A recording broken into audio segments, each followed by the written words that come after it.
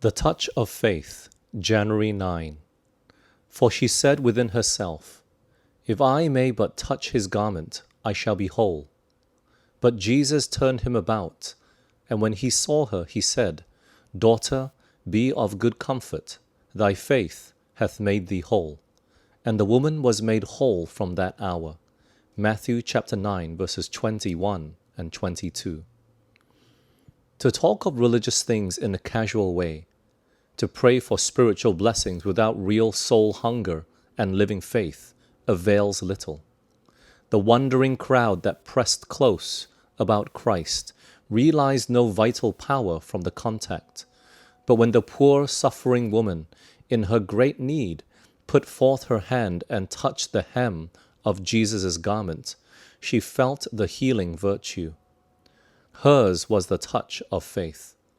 Christ recognized that touch, and he determined there to give a lesson for all his followers to the close of time. He knew that virtue had gone out of him, and turning about in the throng, he said, Who touched my clothes? Surprised at such a question, his disciples answered, Thou seest the multitude thronging thee, and sayest thou, Who touched me? Jesus fixed his eyes upon her who had done this. She was filled with fear. Great joy was hers, but had she overstepped her duty?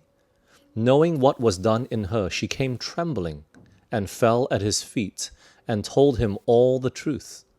Christ did not reproach her. He gently said, Go in peace and be whole of thy plague. Here was distinguished the casual contact from the touch of faith. Prayer and preaching, without the exercise of living faith in God, will be in vain. But the touch of faith opens to us the divine treasure house of power and wisdom. And thus, through instruments of clay, God accomplishes the wonders of his grace. This living faith is our great need today. We must know that Jesus is indeed ours, that his Spirit is purifying and refining our hearts. If the followers of Christ had genuine faith, with meekness and love, what a work they might accomplish! What fruit would be seen to the glory of God!